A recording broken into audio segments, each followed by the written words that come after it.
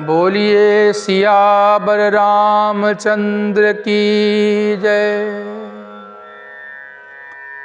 हम सभी ने पिछले भाग में यह सुना था कि नारद जी ने कामदेव को जीत लिया और कामदेव को जीतने के बाद उनके मन में एक गर्व का अंकुर उपजा और उन्होंने भगवान विष्णु से ये बात कह दी।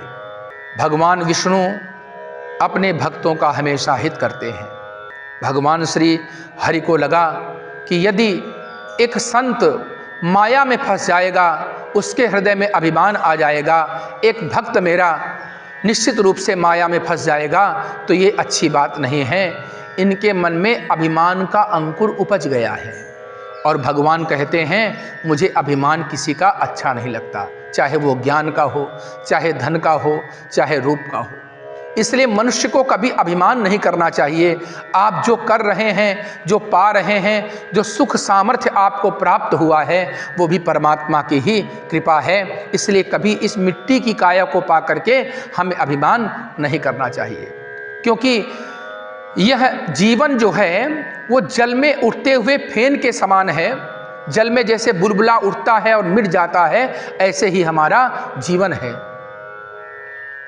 क्षण भंगुर जीवन की कलिका,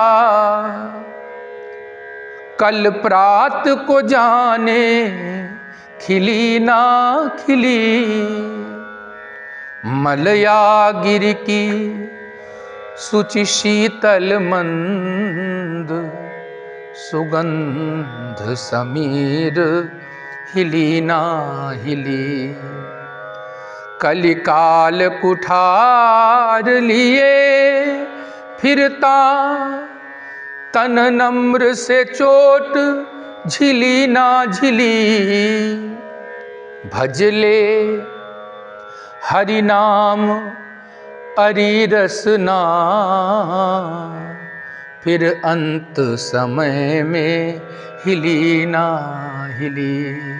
इस मानव शरीर को पाकर के रूप का, सौंदर्य का, अपने गुणों का अभिमान नहीं करना चाहिए। ये मानव देह परमात्मा ने हमें जो दी है, इससे पर उपकार बचन मन काया। संत सहज स्वभाव खगराया। संत उसी को नहीं कहते जो वेशभूषा धारण करते हैं या सिर मुंडा लेते हैं, बहुत बड़ी दाढ़ी रख लेते हैं, बहुत बड़ा टीका लगा लेते हैं। नहीं, जो मन, वाणी और कर्म से दूसरे का हित करता है, शास्त्रों ने उसी को संत की संज्ञा दी है। संत कहते हैं सज्जन व्यक्ति को। साधनोति परकार्यम इत्यर्थः। जो दूसरे के काम को बनाता है वो वास्तविकता में साधु है, अच्छा व्यक्ति है। तो भगवान श्री हरि को लगा कि अरे, एक मेरा भक्त ऐसा ना हो कि अभिमान के अंकुर के कारण ये पथ भ्रष्ट हो जाए।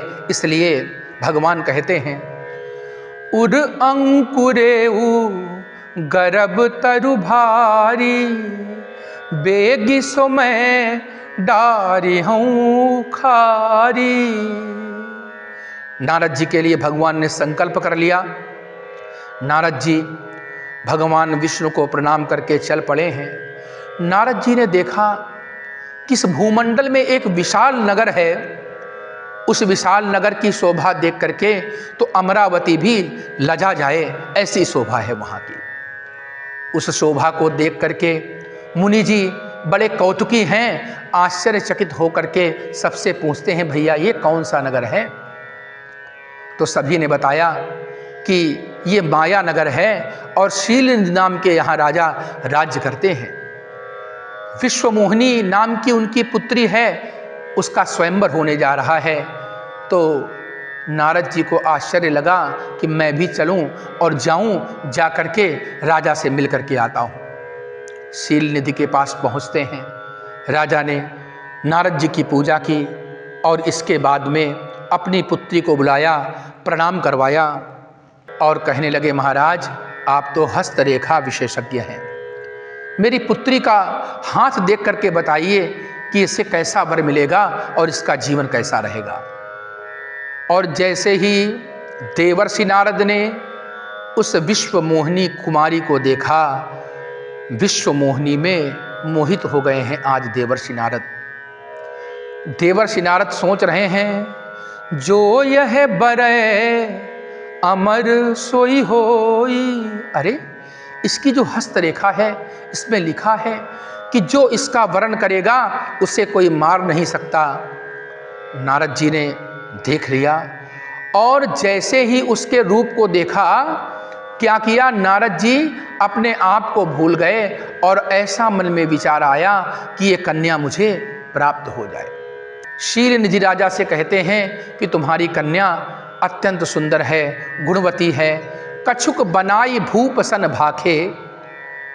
कुछ गुण छोटे मोटे बता दिए और मन में जान लिया कि इस कुमारी से यदि मेरा विवाह हो जाएगा तो मेरा जीवन धन्य हो जाएगा।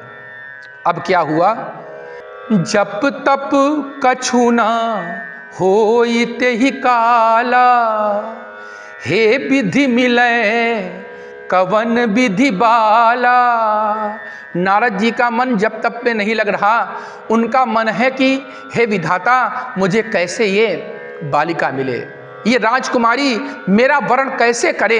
ऐसा सोच करके परेशान हैं कि मैं साधु वेश में रहता हूँ, मैं संत हूँ, बड़ी बड़ी जटाएं हैं और मेरा स्वरूप ऐसा नहीं है कि ये कन्या मुझे देख करके मोहित हो जाए। क्या करना चाहिए? तो अब भगवान विष्णु की याद करते हैं और पहुँचते हैं, हे प्रभु आप दया करिए, रक्षा करिए, चरणों में गिर गए। नारद यहाँ पर क्यों आए हो? नारद जी ने कहा, आपन रूप देहु प्रभु मोहि। मुझे आप अपना रूप दे दीजिए, क्योंकि आपसे बढ़कर सुंदर त्रैलोक्य में कोई दूसरा नहीं है। इस कारण आप अपना रूप मुझे देंगे। हे नाथ, मैं विवाह करना चाहता हूँ, एक कन्या में मेरा हृदय अनुरक्त हो गया है। तो आप ऐसा करिए, जेहि विधि होई नाथ हित मोरा, करहु सो बेगी दास मैं तोरा। माया मोह ने मुझे व्याकुल कर रखा है। हे भगवान विष्णु, जैसे मेरा हित हो। भगवान विष्णु मन में सोचते हैं कि देखो, संत का हित किसमें है ये वे भली भांति जानते हैं।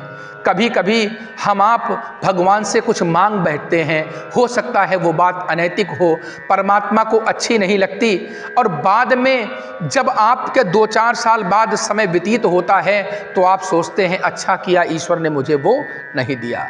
तो ईश्वर हमारे बारे में हमसे अच्छा जानते हैं, वे हमें वो सब कुछ प्रदान करते हैं जो हमें मिलना चाहिए। भगवान ने सोचा कि अरे, एक संत यदि माया मोह में फंस जाएगा, मेरा भक्त मेरे हाथ से चला जाएगा। भक्त को भगवान पुत्र की तरह मानते हैं। जिमि बालक राखई महतारी। माता भले ही अपने पुत्र की रक्षा करने में चूक जाए, पर परमात्मा श्री हरि अपने भक्त की रक्षा करने में कभी चूकते नहीं हैं। नारद जी ने कहा कि आप मुझे अपना रूप दीजिए, मेरा हित करिए। भगवान विष्णु कहते हैं, जेहि विधि हुई है परम हित, नारद सुनहु तुम्हार। सो हम करब न आन कछु, बचन न मृषा हमार। हे नारद, जैसे तुम्हारा हित होगा मैं वही करूँगा। और नारद जी चल पड़े हैं। भगवान ने नारद जी को वानर का रूप दे दिया। नारद जी बड़े प्रसन्न हो गए हैं। उस स्वयंवर में जाकर के बीच की पंक्ति में बैठ गए हैं और नारद जी ने आगे अपना मुख कर लिया है। नारद जी को यह नहीं मालूम कि मुझे वानर का रूप मिला है। उधर नारद जी के अगल और बगल 2 रुद्रगण बैठे हुए हैं। रहे तहां 2 रुद्रगण, ते जानहि सब भेऊ। बिंग करहि नारदहि सुनाई, नीक दीन हरि सुंदरताई। वे दोनों नारद जी के अगल बगल बैठे हैं और व्यंग कर रहे हैं। अरे ये जो ऋषि बैठे हुए हैं इनका रूप तो भगवान विष्णु जैसा लग रहा है, कन्या इनको छोड़ करके किसी और का वरण कर ही नहीं सकती।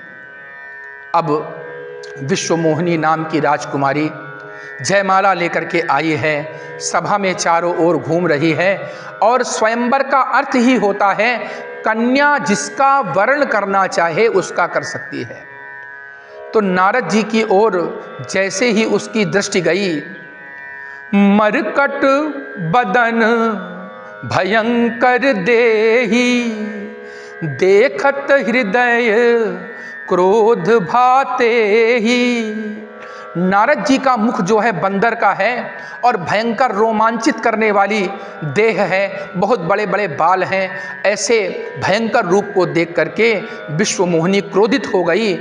जेहि दिशि बैठे नारद फूली, जहाँ नारद जी फूल करके बैठे हैं, फूल के कुप्पा हो रहे हैं। एक ग्रामीण भाषा है कि भैया फूल के बहुत कुप्पा हो रहे हैं। नारद जी देख रहे हैं, परंतु विश्वमोहिनी ने उनकी ओर एक भी बार नहीं देखा। अब नारद जी आगे की ओर बैठ गए, वो दोनों रुद्रगण वहां भी जाकर के बैठते हैं और नारद जी के सुंदरता का बारंबार वर्णन करते हैं। इधर विश्वमोहिनी ने जिस ओर नारद जी बैठे हैं उस ओर देखा ही नहीं। इतने में भगवान विष्णु वहां राजा के रूप में आए हैं और विश्वमोहिनी ने उनके गले में जयमाला डाल दी और वहां से भगवान अंतर्ध्यान हो गए।